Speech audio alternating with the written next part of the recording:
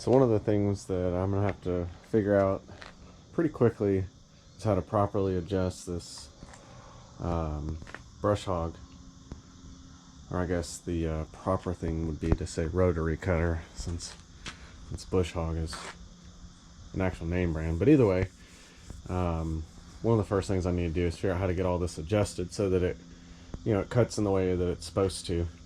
And so I've been doing a little research, and essentially what I've come across is you want it somewhere, you want to cut somewhere between 3 to 5 inches, depending on kind of what you're cutting. At least that's what I've been reading.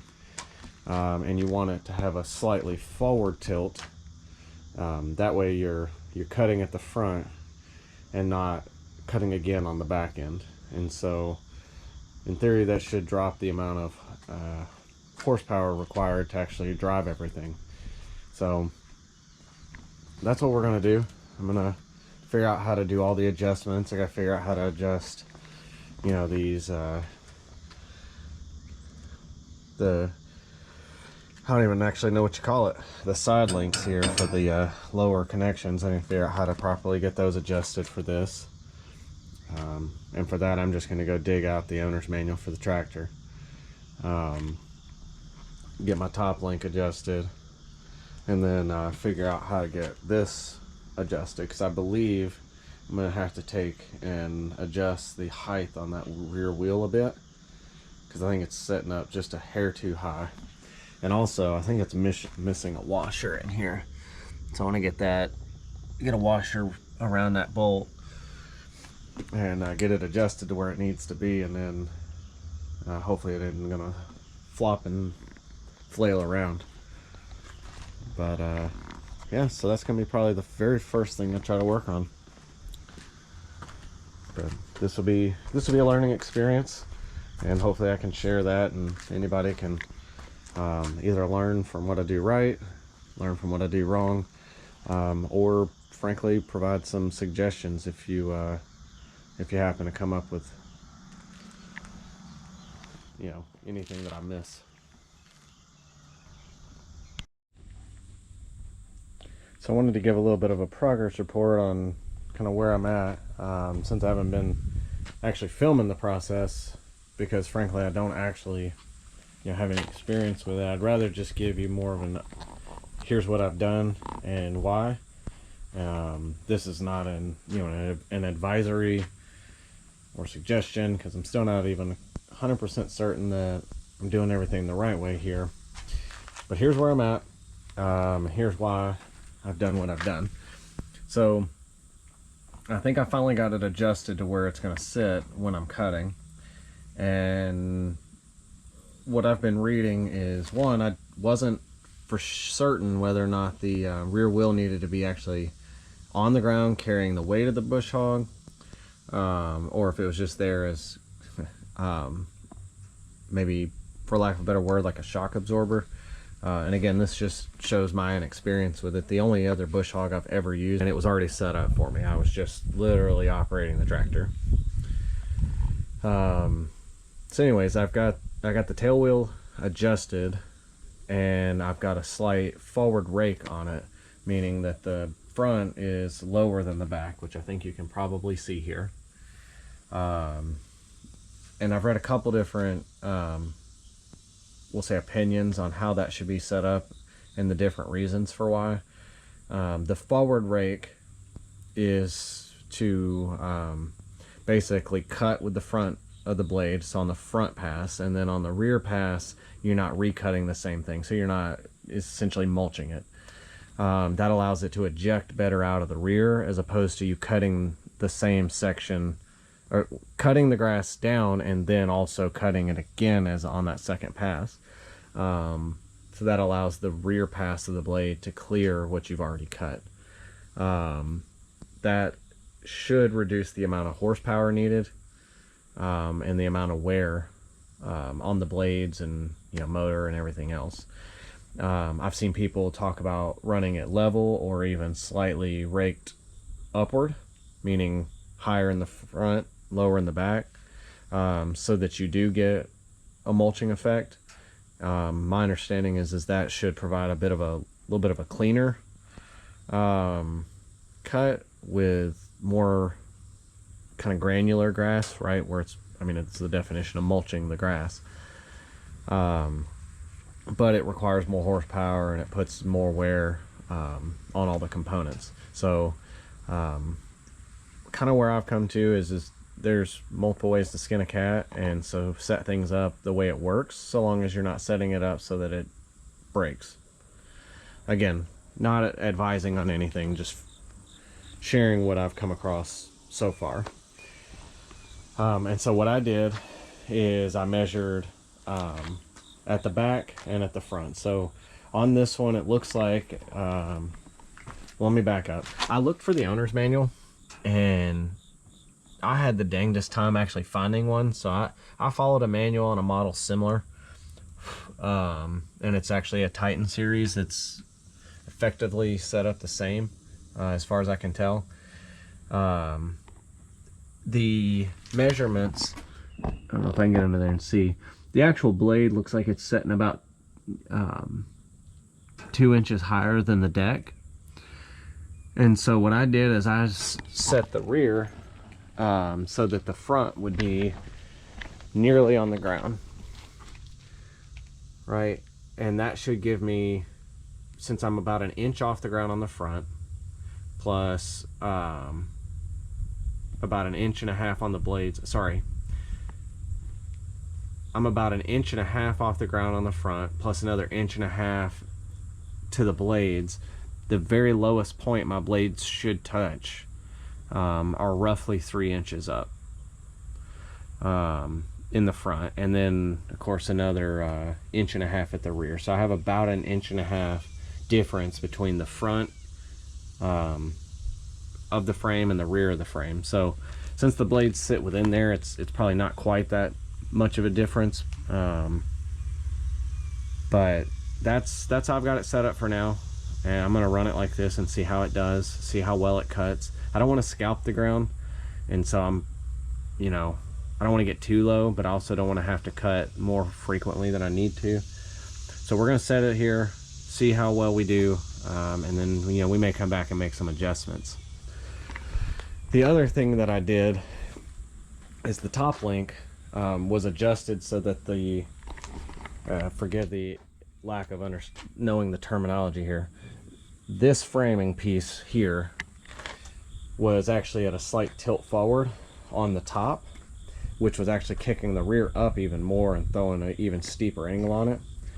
And so I actually went and adjusted the top link out so that this will sit as vertical as possible, because I wanted that to sit as level as possible. And again, I don't know if that's necessarily the right way, but that was some of the suggestions that I read.